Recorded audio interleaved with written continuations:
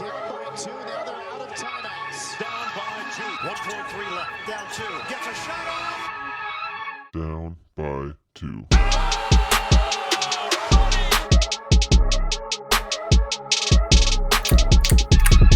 Well, what is going on? It's your boy, Josh Elijah, another episode of the Down by 2 Podcast, brought to you by the good old boys over at Crier Media. Visit crier.co for all things DB2 and sports-related content. Can't forget our boys over at Yup Beer. Ah, yeah, there it is. Wow, that was nice. I don't love that intro though. Don't like it? That might not be pleasant on the ears. I don't know yet. Well, hey, anyways, give it up for Yup Beer, yupbeer.com. They got locations all across Ontario and in grocery stores. Go check them out. Scan the QR code. Find out where they got a booze shop close to you. And then, obviously, our boys over at Indestructible, MFG Co. Visit Indestructible online and use promo code DOWN2 for 15% off your next order. Sorry, man, I didn't mean to smack my lips right in your ear holes. Ear hole. Other than that, how you doing? Good. How are you doing? Buddy, doing fucking fantastic. We're getting towards the end of the week. We got lots going on. It's my birthday this weekend too. It's your birthday. It's my birthday. Yeah.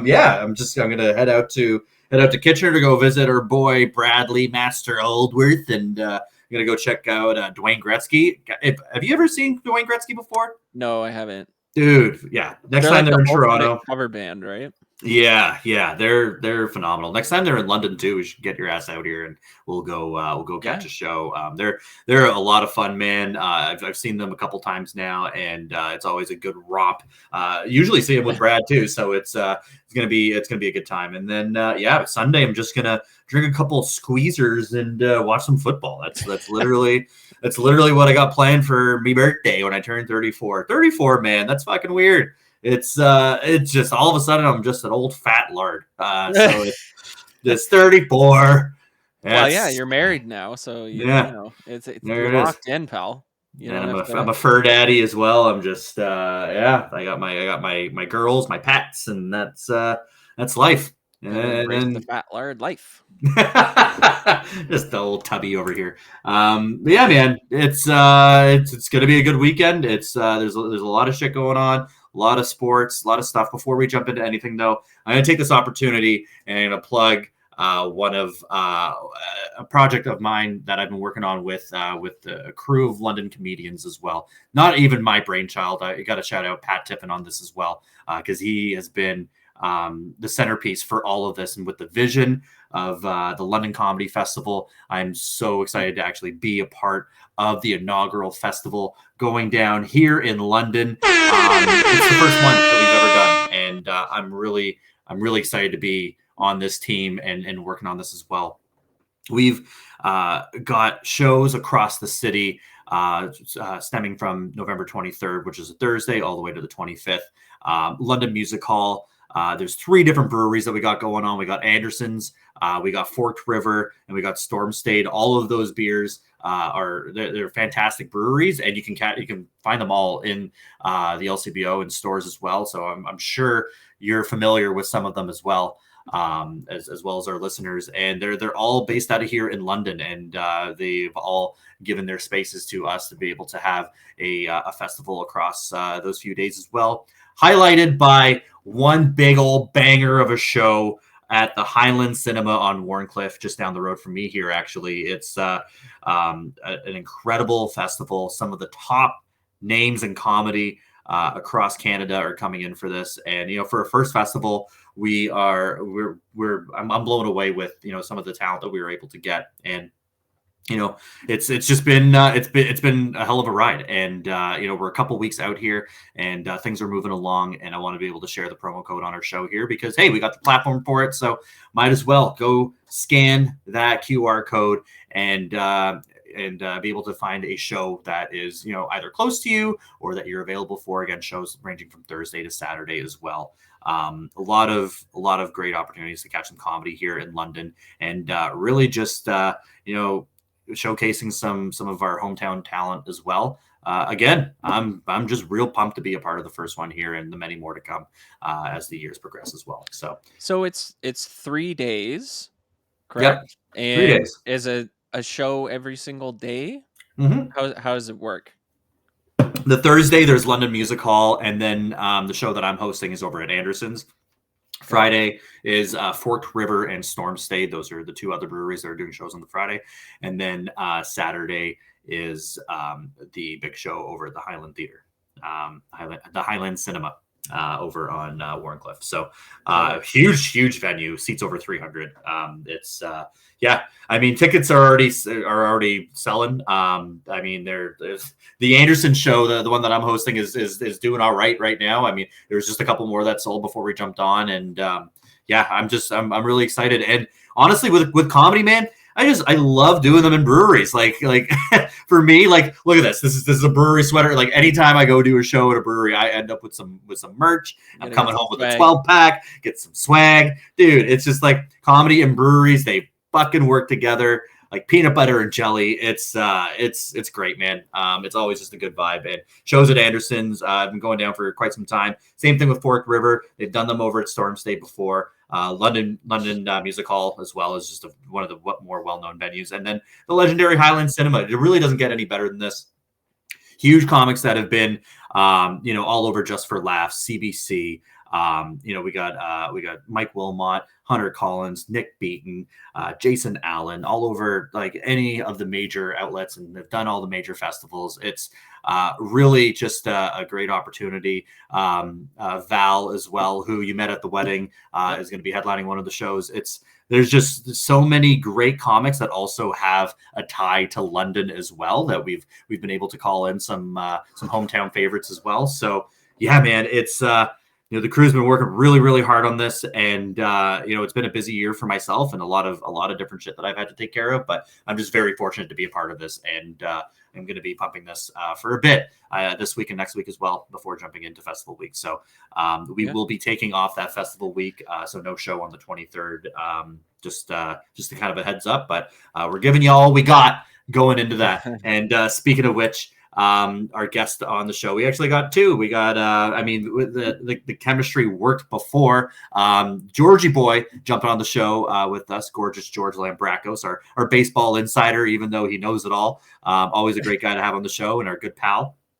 We back in the day, he was the one that actually got a hold of our guest that we had on the show, and slid into his DMs and was able to book him on the original Down by Two podcast back in the old Mikey Fulmer days as well. So we had Sportsnet's JD Bunkis back on the show today, and it was a lot of fucking fun to be able to catch up with him, and always great to have an old pal of the show back on the pod as well. Yeah. He's one of the boys at this point. I feel like, he's a professional guy, but he keeps it real when he comes on. Absolutely. A smaller guys here, right? He's got some well thought out takes, and it's always very agreeable as well. I mean, like he's not wrong with what he's saying. We covered a lot when it comes to the Raptors. So this episode is specifically for the Raptors, how they have fared within the first few games of the season. Sure, they're 4-4, so it's a small sample size, but there's a lot to be excited about, and a lot that we're kind of left scratching our heads at. So that's basically what we break down. We talk about Scottie Barnes, we talk about Dennis Schroeder, and all the different pieces of the Raptors, and how they're faring under Darko's system, and if the Darko effect has actually had much of an effect. And we're breaking it all down in this episode. Great episode. Really just want to jump right into it. So here it is, our latest episode of the Down by Two podcast with JD Bunkis. Here he is. Alrighty, let's just jump right into it. Our next guest on the show is actually an old pal of the pod. We had him on, maybe over a year ago, so it's been a while. Very busy schedule, but very happy to have him back on. He's Sportsnet's own and host of the JD Bunkis podcast. It's JD Bunkis himself. JD, my man, how you doing, bro? Good. You guys got a lot of fancier shit since I was last here. It's really nice. We're upgraded a little bit. I switched around my desk. I got the live brick in the background. Yeah, it's a bit of an upgrade. Nice. The brick is just a really nice touch. It's a good move. Smoke him if you got him, right? And then obviously we have our more of a regular on the show as well. He's our baseball insider, but he knows a bit about everything. It's gorgeous George Lambrakos on the show. Georgie boy, how you doing, baby? What's up, boys? Dialing in from the West Coast. Coming in from the West, playing a bit guilty today, but we'll be okay. We'll get through it. Hey, all good. Let's jump into it and let's talk. This episode is going to be dedicated towards our Toronto Raptors, who are now 4-4, picking up the last 2 wins on the road in Texas with the fourth quarter heroics against the San Antonio Spurs coming from our Scottie Barnes, sending that thing into overtime and taking the road win there, followed by the most recent win against the Dallas Mavericks, both on the road. JD, let's start breaking down a bit of our roster and, you know, some of the swing that the Raptors have had here, starting with Scottie Barnes. Is he him? Are we looking at potentially the most improved player? Good. He looks good. I don't know about most improved. It's just a little early in the season for me. Of course. We're 8 games in. So yeah, it's like he also won Rookie of the Year. Like people are watching him play right now going, damn, he's good. I think that just tells you how much last season sucked. I hated his year last year. It was dreadful. The biggest difference for me so far with him is just the body language. Like, yes, the game is looking good. He's got that 3-point shot that he's hitting with his feet set. He looks a lot more confident shooting that. I think he's been more aggressive getting in the paint. He's handling the ball a lot more. It just feels like this is more his team than it's been in years past. But he just looks like the dude that we were promised coming out of college, the guy that showed up for the rookie year, where he's happy all the time. He's smiling, but he still has that dogged competitor where he'll still talk a little shit with guys on the floor, and he's still given a lot of physicality. Last year, there's no other way for me to put it. I thought he was kind of like moping around a little bit. I thought he looked sour. He was bitching at the refs the entire time. I was at this one Grizzlies game that stuck with me. I was sitting right on the baseline when they got their asses kicked, and just Dylan Brooks was feeding it to them. I can't remember if Ja even played in that game. I think the Grizzlies were shorthanded. But Barnes didn't get a call and then just went off the court during the play. He just left. He left the game and he went into the tunnel and he came back. He was fine. I could see it right in front of me. Nothing really bad happened. It was just a tough season. And I think that's part of just getting a new coach and having the Raptors reset a little bit around this dude and saying, hey, we brought in a young coach. This core is going to start to get a little bit younger. You don't have Fred VanVleet, who I think it's pretty clear the two guys didn't really get along. Fred and Siakam had their own thing going on. Scottie was the new guy, didn't really quite fit. If the ball was going to be in Scottie's hands more, it meant it was going to be in Fred's less. Now you've got, a staple point guard that left the organization, empowering Scottie even more. New coach that's preaching ball movement, and he's a point forward that knows how to move the basketball and can create for others off dribble penetration. So it feels like if you're looking at the Barnes stuff, you would have to say a couple things. One is credit to him for the work, but also credit to the Raptors so far for identifying Darko Rajakovic as the right coach to kind of unlock what everybody thought Scottie Barnes had. Someone who focuses on player development. So, I mean, so that was going to be one of my questions as well is, from the early success. And I mean, sure, you're averaging a double-double right now. For me, I think it's pretty crazy that he's putting up upwards to 40% from behind the arc already. Yeah. And that's a huge leap in the right direction. Do you attribute this more to Darko, or was there really that much of a problem with Fred leaving? So right now, I think it's just, a lot of Darko, and again, empowering Scottie Barnes to be more of a pivotal figure of the basketball team. The NBA is really predictable with this stuff. I was just watching, actually, before I came on with you guys, a little clip of Matt Barnes talking to Andre Iguodala about how rare the Warriors were because they were superstars all without egos. And then I also saw a quote from Joel Embiid talking about the Sixers 6-1 start, where he's like, we don't have any egos here. And this fan base in particular, the Raptors, they get hyper defensive about the players, and they should with some. There's good reason to. The Raptors won a championship, and Toronto is not exactly championship city, right? It's, we're going to be a champions, and then fall on their ass and not get anywhere really close. Mm-hmm. Your beloved Blue Jays, Georgie, whether plan the parade. The window. I did shows. What, 2021?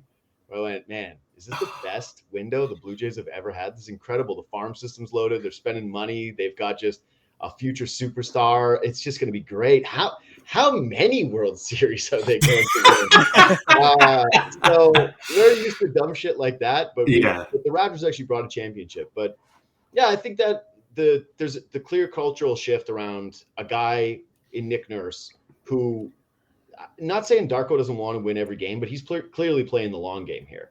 Whereas Nick Nurse came in, won a championship right away, was trying to hold that standard, is a press every single button every single night to win a basketball game. And that meant ride your stars, shorten your bench, make sure the ball is always in the veterans' hands, empower guys like Fred VanVleet over younger guys that might make mistakes. Like, look at Malachi Flynn so far. Look at Malachi. He's played more minutes under Darko than he played combined under Nick Nurse during the entire tenure, right? Exactly. It just feels like the Raps are allowed to play through mistakes a little bit more. The young guys feel like there's more ownership of the team. There seems to be a little bit less dysfunction watching it just like as a fan on television, where last year it just didn't feel like these guys were connected. Right now you're seeing dudes like in that Dallas game where plays are happening, everybody's involved, and dudes are rooting for each other, standing up on the bench, yelling. And if you watch enough basketball games, you know that stuff matters. Like that's not big just time. nothing stuff. So I just think, I don't want to say like, oh, it was all Nick Nurse's fault. It was all Fred VanVleet's fault, right? That's not what I'm trying to get at here. But I think that where the Raptors were at, that crossroads of, are we trying to win now or are we trying to develop? That hit a breaking point with those two guys. And I think you saw that a little bit with the way that they left, the way that Fred was talking about the team during the season, even going on podcast, the way that he was carrying himself, the way Nick Nurse was talking before he ended up getting let go. I think that this Raptors team just looks a little bit more comfortable, a little bit more relaxed, and a little bit more sure of who they are, which is a team that is okay with trying to find themselves. Yeah. Who knew that the key to player development would actually be just playing your players? Yeah. It's, I mean, like you hit the nail on the head, especially with Malachi Flynn. I mean, if that was under Nick Nurse and he had a rough start to the year, if that was Nick Nurse, you're riding the bench for the rest of the year. And it was great to see him. It was great to see him, D up against Kyrie Irving and have him matched up for a lot of the game yesterday as well. It's just it is a breath of fresh air to be able to see him use his bench as much as he can. A couple other bright points as well. I want to highlight Dennis Schroeder, and I know Jesse Bird, you're real high on Schroeder, and how do you think he's been factoring in with this Raptor squad here early on? Yeah, I see him as more of a facilitator if we're talking in like regards to replacement for Fred, right? Like it's kind of seems like Fred was the shot maker, and that was kind of proven with the amount of threes that he took last year. Freddie, I mean, he was second in the league behind Steph, I believe, but his efficiency was horrendous, right? And that to me just screams like selfish basketball, and having a guy like Schroeder, he just seems more of a pass first kind of guy. And I think that bodes well for Scottie as well. Like that might be another key to unlocking his game, right? And it's kind of interesting that that's all coming together right now. I like Schroeder. I'm a big Schroeder guy too. I like having a point guard that can actually get to the rim. Yeah, that too. He's so quick. Yeah. It's crazy. And Fred was just tiny, and it was like he would try. It's funny again. I'm going back to the thing where it sounds like I'm shitting on Fred, but it's like, yeah, I am kind of shitting on Fred. It's like, yeah, you're right. He took way too many shots. He was clearly out for himself. He was trying to get the bag. He's a guy that has the bet on yourself. He got the bag. Bet on your team branding, right? And he won a championship here, but that was as the eighth man on the roster. He wasn't supposed to be the number 2 guy, and he kind of forced his way into being that. Guy has a successful career, is a really good basketball player, but the fit wasn't right anymore. And you see that with Schroeder, where he's not as good of a shooter, but he does other things that are better than Fred. He can get to the basket. He's bought into the facilitation a little bit more. He also knows his role on the team. I think that's the part that sucked for Fred last year is they brought him in. They were like, hey, you're going to play off the ball more. He went, but I don't want to do that. I want to play on the ball. And then they started to suck. And then he had to get the power back because you're going, well, wait, what is exactly the role here? Schroeder knows what he's here to do. He's supposed to be a leader. He's supposed to be tough on defense. He's going to take a wide open three, but he's not going to force jump shots the way that Fred did sometimes to try to create offense in the half court. He's going to get other players involved, and then he's going to attack the basket and get to that mid-range spot that he has so well. So no, he's been awesome. And plus he came off that awesome World Championships, right? Mhm. Where he Dude. led Germany to the win. And I think he's still feeling himself from that because he looks good. I've always been a little bit of a Schroeder hater, to be honest. Like I always just thought he was like a little bit overrated, higher usage guy. Oh, But same. watching him in the World Championships and then seeing him carry this over to now, I've been a big fan too. I mean, the way that he's dropped the bag back a couple seasons ago, just between what was it, the Lakers and the Celtics and what have you. When he could have had $70 million and it's sort of just like, man, what is this guy thinking? But like he for says me, that's a lie, or he says that's not totally true, but I don't know. Sure, Dennis. I would say that too. I like when the Raptors, I mean, and tell me what your thoughts are or what your thoughts were when they picked up Dennis in the offseason, because for me, I thought it was just an immediate move. You were not happy. I was not happy. I wasn't happy because, I figured that they would have, strived for a little bit more, but it turned out to be a really good pick. And like, were you satisfied with the Schroeder signing when it happened in the off seasons? Or did you have an idea that it might actually play as well as it has been so far? 8 games. I thought it was a fine signing. I wasn't like jumping for joy. He's a vet that's bounced around for a bunch of teams. And I thought it was a little bit of we're forced to do this because they really tried to bring Fred back. They offered him so much money. They just couldn't match Houston on the dollars and the short term, allowing Fred to get paid again. So what I wasn't a fan of was the process of shop Fred VanVleet at the deadline, not be happy with what you were going to get offered back, lose him for nothing, and then go out and pay Dennis Schroeder as your backup plan. It didn't seem like a great process. Mm-hmm. And on paper, Schroeder's not exactly the best shooter. So I thought, wait, you're going to get another guard now? You're going to lose. You're the worst 3-point shooting team, or one of the worst 3-point shooting teams in the NBA. And you're going to lose Fred shooting and replace it with just him. Like, this isn't a 2-point guard situation. You're only bringing in Dennis Schroeder. I don't know. I didn't mind the player, but like I said, I didn't love the process. So I didn't look at this and say, wow, what a success. I think that there's a long way to go with the season. Oh, big time. For figuring out how stuff is going to go. But the thing that I really respect about Schroeder and watching him this season versus being someone who like checks in on a Lakers game or watched him with the Hawks, right? Or that fun season with the Oklahoma City Thunder where you're only getting like game to game is just what a professional he's become. That dude is just a pro. They gave him some money. They told him what they wanted from him. And he's completely delivered on everything you can ask for from like a point guard, leader, teammate, all those different things. And so to me, it just kind of shows you, do I think Fred overall is a better player than Schroeder? Yeah. Do I think that he's that much money better than Schroeder? No. But so much of this stuff just comes down to, and this is sports in general, is like, what is your attitude going in and what is your buy-in with a team and with a culture, and what are you going to put into it every single day? And give me a dude like that 10 times out of 10. Mm-hmm. I think everyone was just a little bit uneasy because, thinking you're right, not being a 2-point guard plan. And I like how you're like everyone when it was just clearly you, big time. Like, well, I mean, like actually, we were kind of down with Fred. Show me somebody who was hyped about the Schroeder signing. I mean, I wasn't necessarily excited because that also meant that Malachi Flynn. I do that too when I have bad takes. I'm like, everybody's saying. And then you definitely under. You're like, and I was there too.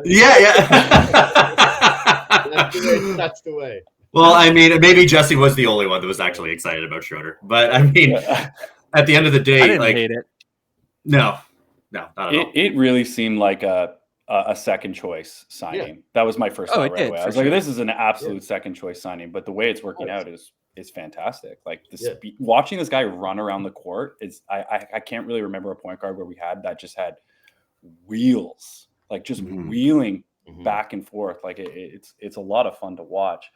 Do you think, like Masai, I've speculated on so much. I know everyone has too, but like back to the whole thing with Fred VanVleet, do you think they really misplayed their hand as far as like the relationship that they had with Fred? Like where was like that mishap in that whole situation? Because everyone's like, why didn't we get draft capital? Why didn't we get anything back?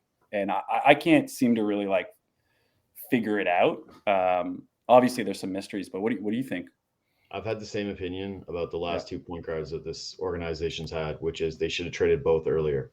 Yeah. Masai did it with Fred and he did it with Kyle, where he waited until the season started, went into the year, tried to compete, had his foot in both, both two different spots, said, well, we'll see how it kind of goes here. We want to stay competitive, but maybe we're going to try to rebuild. And don't worry, I'll make a trade happen if we need to make it happen.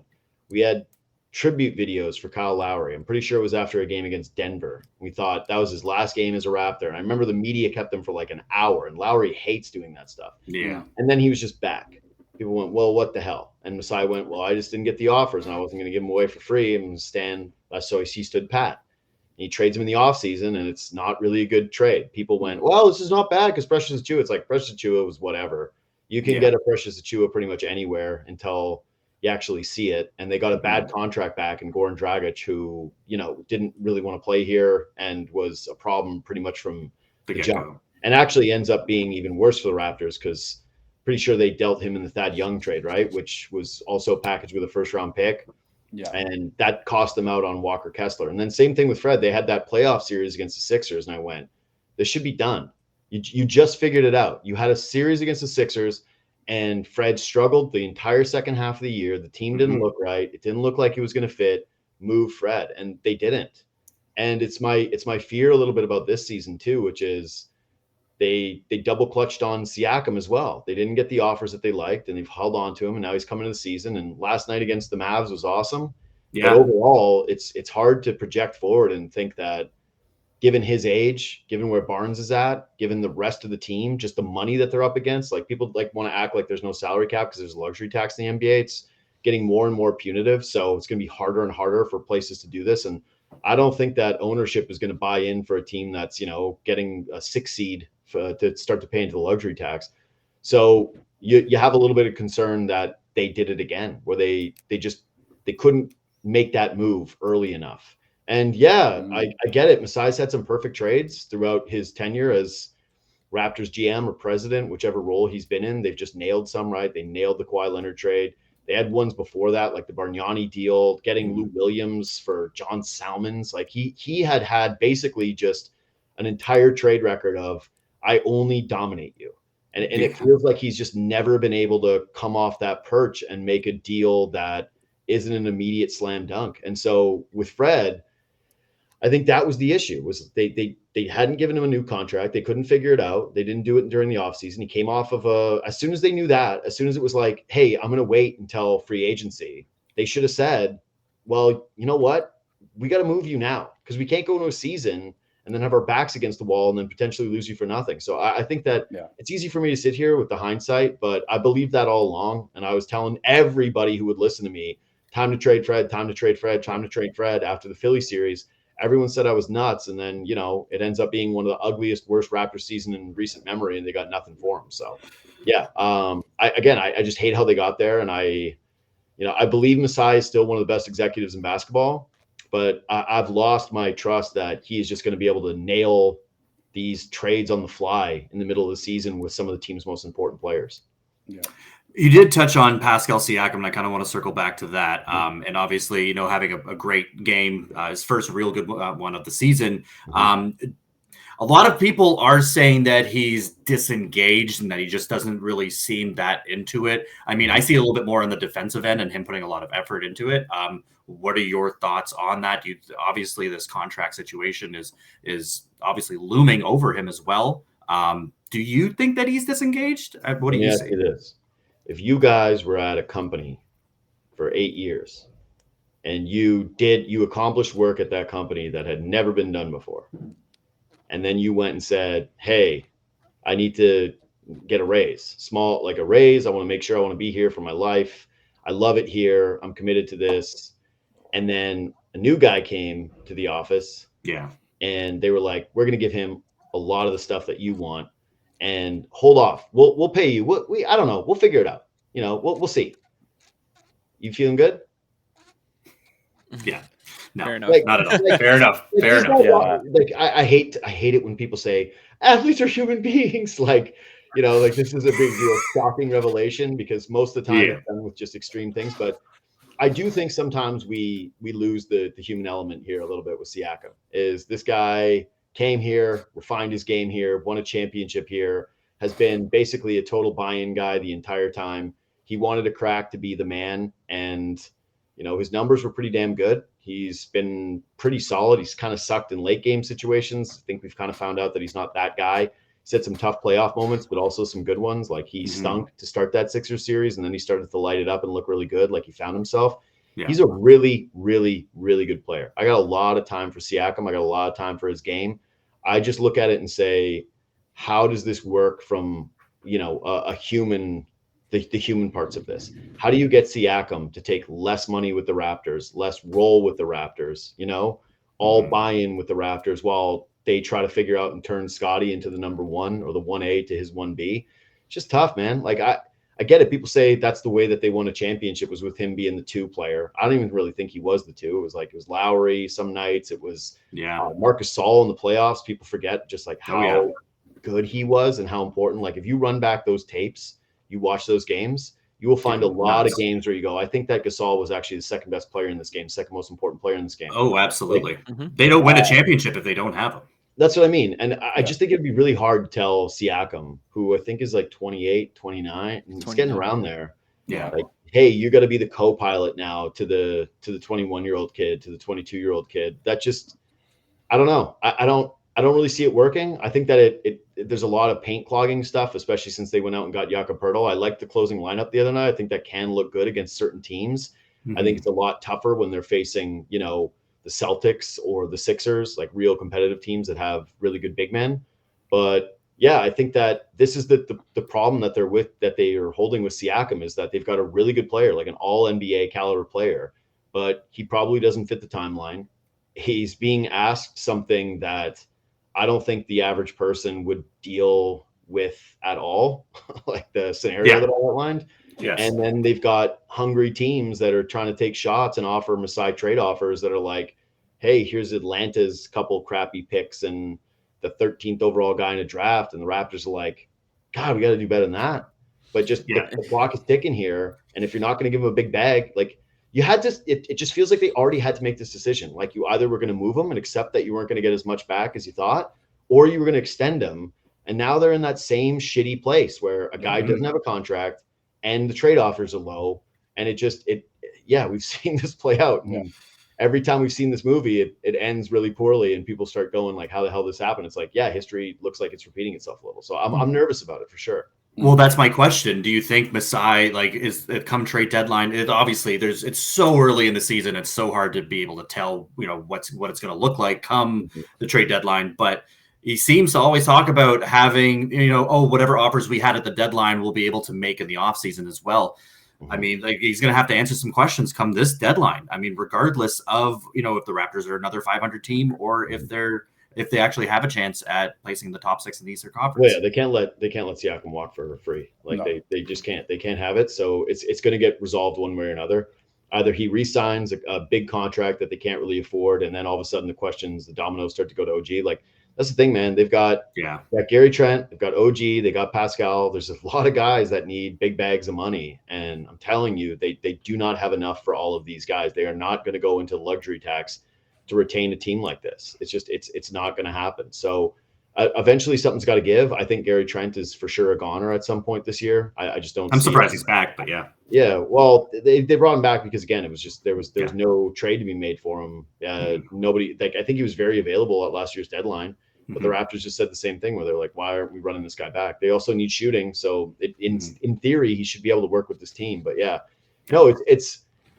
Like I said, it's a really good thing that Scottie Barnes has shown up and he's looked this great because it's rejuvenated the fan base to a certain degree of going, okay, there's something to believe in. There's something to hope for here because it was so bleak last year, right? And you were staring down a season of just that same mediocrity and painful viewing experiences. So Scottie is like, he's deodorant for all of this, where it's just, okay, look at Scottie, look at Scottie, look at Scottie. But as soon as the second he has a stretch of bad games or the Raptors start to lose some, like they are 500, like they're 4-4 through the first day.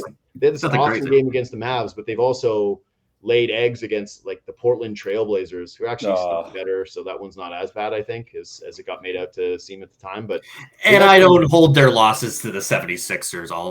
It's Nick Nurse. He understands this team. It's going to happen. Sorry, Darko. Sure. I just mean that it's eventually people are going to wonder like what the direction is. And the more you see from Scottie Barnes, the more people are going to start to go, well, how do you build the ideal team around him, not Siakam? So, I think that these issues are still there. Yeah, absolutely.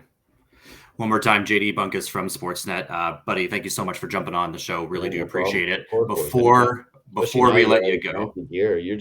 Are you back there? You're just like dialing everything. You got like a smoke machine or essential oils. Oh, essential oils. Yeah, man. It gets me calmed down when we're talking about the Raptors here. But before we let you go, let's get one of your picks for the weekend. We're going to change gears a little bit here, switch it over to the NFL. You got one that you're very you're going to stand pat on this one. It's the biggest spread going into this weekend. But tell us, why are you going with the Cowboys? I mean, I think we already know why, but break it down for us. You guys have heard the old like gambling adage: take the highest over, take the lowest under, right? Yeah. This is just this one to me where that number looks massive, but the Cowboys have blown some teams out this year. Like they have really laid it to teams, and they show the no let up. And DeVito, who I keep calling Danny DeVito, but he's not. What is he? David? Sammy or something? I don't know. I think it's actually the same name as the character from Goodfellas, like no joke. But it's just, he's horrific. He's very bad. They're really, really bad. And they are 100% going to fall behind in this game. And one thing I feel like you can feel pretty confident in is if the Giants fall behind in this game and old DeVito has to throw and Micah Parsons gets to run at him all day long, he's going to get rid of that football a couple of times. And it's not going to go to Giants all the time. It's going to go to some Cowboys players. I think Dak has looked actually really good. He looks dialed in. He had some big mistakes in that last game, but as I've always been a Dak hater, and now the Cowboys fans are like, we're over Dak. And I'm immediately like, I don't know, guys. I kind of like him. Yeah. Years of me shitting on Dak. And now I'm like, I don't know. Dak gets kind of a bad rap. It's like your move, right? A lot of people shit on Dak. I have too, but not always. I just think it's a good spot for a Cowboys team that's proven they can thump teams, that isn't going to let up on the Giants. The Giants are fully going in the tank. They're running this crappy quarterback out there. Oh, yeah. They look really dysfunctional. I just think that the Cowboys are going to be able to do whatever the hell they want on offense. And as soon as this game starts to be like, this is one of those games where if you take the points, I feel like Dallas is going to score on the opening drive, and you're just going to sit there and sweat it out the entire game, being like, why did I do this? Why would I put myself through this? So for me, it's just like lay the points and trust that the Cowboys are going to cover this, and that Danny DeVito or whatever his name is not going to have actually Danny. He's not going to have the backdoor cover. He's not going to kill you. Him and Darius Slayton aren't going to come burn you in the second half. I don't think. No, man. I mean, that's poor Saquon. I don't know why they didn't deal him at the deadline. This is just it's a very bad Giant squad here. I mean, look, the Cowboys absolutely thumped my Rams, and like the Rams are like, I know stretch a very good team this year at all, but like if they could do that to the Rams, they could absolutely do this and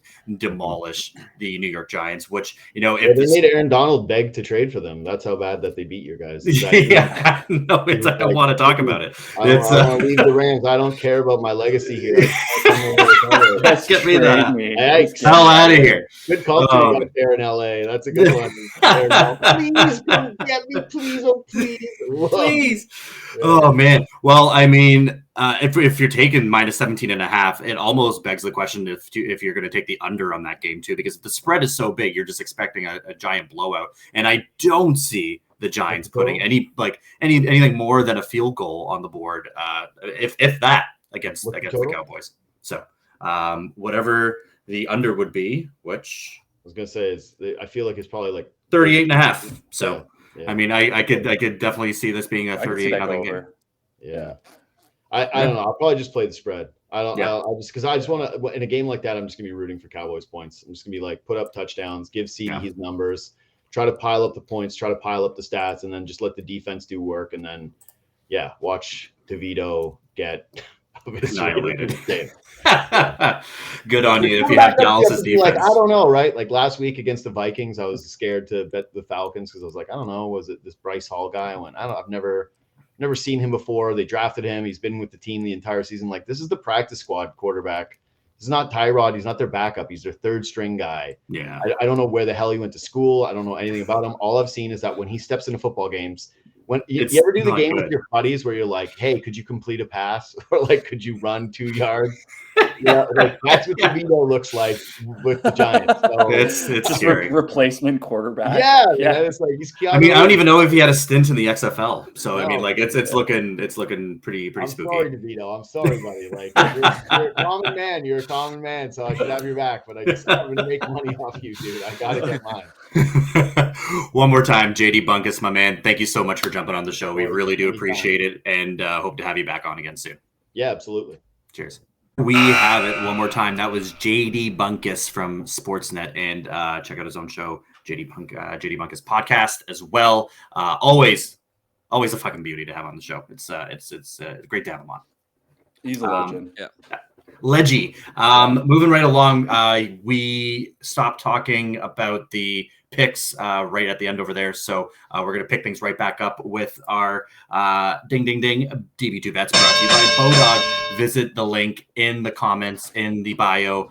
Scan that QR code and create your free account today. And we give a 100% sign up bonus when you do create your account. So you throw in $20, we give you another $20. That's how it works. We're going to kick things off. Again, just highlighting what JD's pick was, going with the Cowboys minus 17.5. That was a pick that you were actually considering as well, Georgie boy.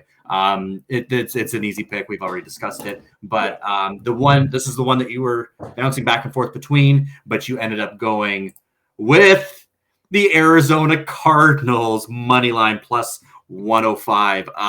Talk to me, gorgeous George. Man, I'm riding that Murray hype. I look at Atlanta and I'm like, are they really actually that good? 4-5, Kyle Murray coming back. I think it could really inject some life into that dressing room. I could be completely wrong. It could be one of those like shoot for the moon kind of bets, which I did initially feel like, but I want some more discernment. I don't want this to I don't know, maybe. Dude, I'm confident. I love it. If I was there we go. That's what I'm looking for. There it is. You're on that team and you got your star quarterback coming back. Like that is going to ignite some energy into your legs. And I have a very good feeling that they're going to be the upset pick of the week. I really do. So man, I mean, it's not even an upset. The Falcons are trash too, and that's why it's pretty even. It's kind of a pick 'em when it comes to this. And you know what? Fuck the Cardinals, though. I mean, they had something.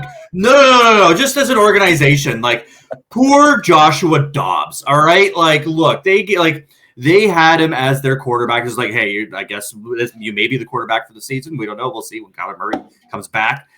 They didn't even have his name available in the jersey store. He's like, I'm your fucking starting quarterback. And I can't even go into the Cardinals team store and buy my own jersey. That's it's like they treated him like shit. And then just as soon as Kyler Murray's about to come back, they fucking deal him. They send him over to Minnesota. And then he goes and has the game of his life with a squad that just lost their franchise quarterback to a season-ending injury and Kirk Cousins. And you know what? He went there. Now fucking Minnesota Vikings fans are shaving their eyebrows because they're on Team Dobbs. Like, it's fucking incredible. I'm all about Josh Dobbs. Fuck the Cardinals. But when it comes to this game, I'm a little apprehensive. I don't know. It looks like the Falcons might have a little rejuvenation when it comes to this. They definitely look good with Taylor Heineke. He's now stepping in as their quarterback. It looks like they're done with Ritter.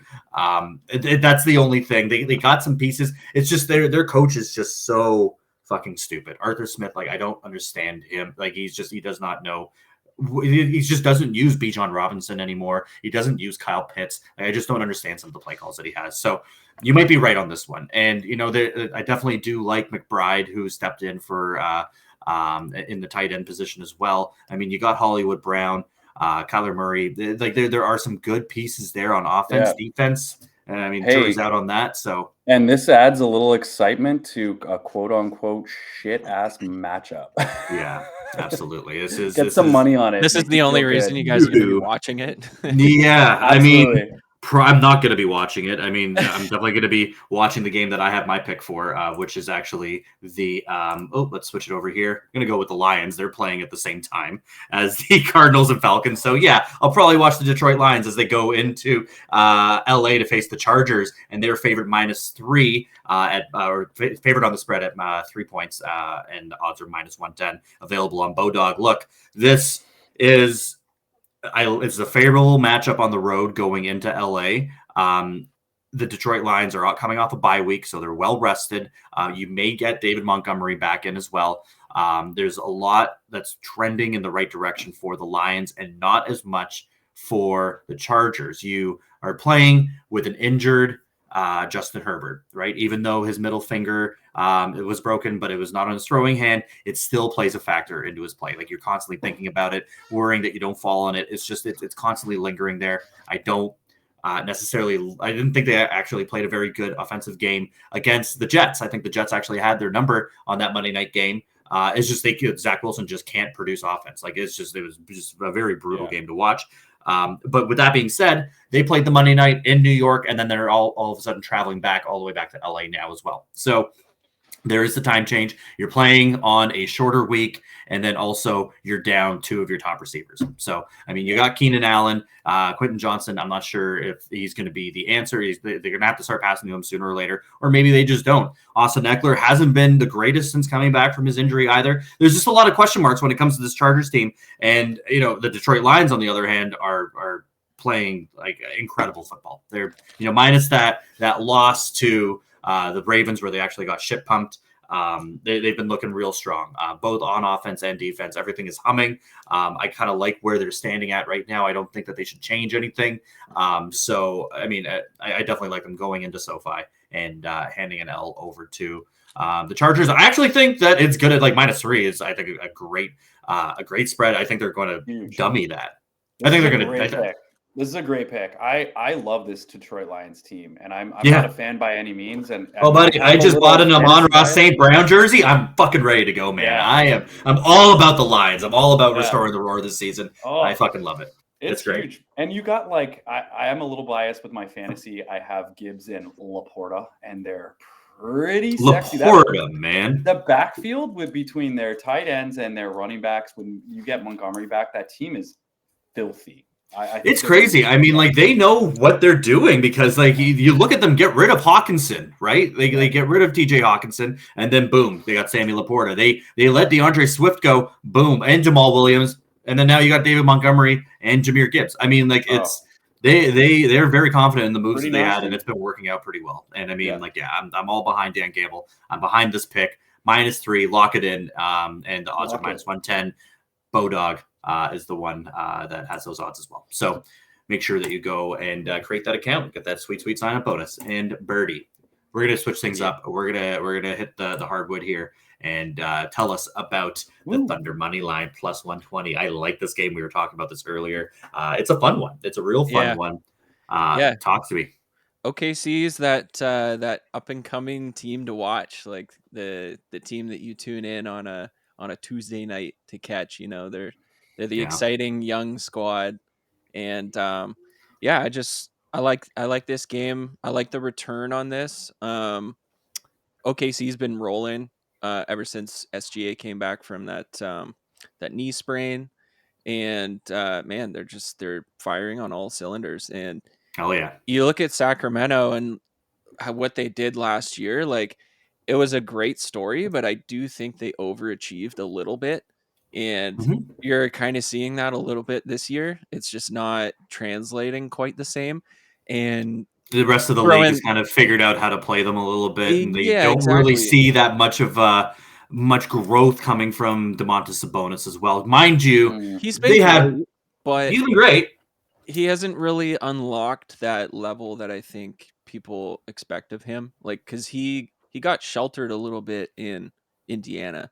And you assume with the trade to Sacramento that it's like, okay, now he's got that role where he can be the guy, and it's just like his numbers are kind of the same as they were in Indiana. I don't know if it's just he's still getting adjusted. You'd think by now, like, he would figure things out. But also throw in the fact that De'Aaron Fox is a game time decision. So if he misses the game, I'm feeling pretty good about this pick. I mean, from what I saw, he was listed as out, so that's why I feel that. Just looking at this here, Oh no, he's changed over to game time decision actually. So I mean, in the same breath, I feel that De'Aaron Fox coming back after missing a few games, it'll take a little bit of time for that to be adjusted as well and get back in the flow of things. It shouldn't take too long, but maybe a game for the Thunder to be able to pick up on the road.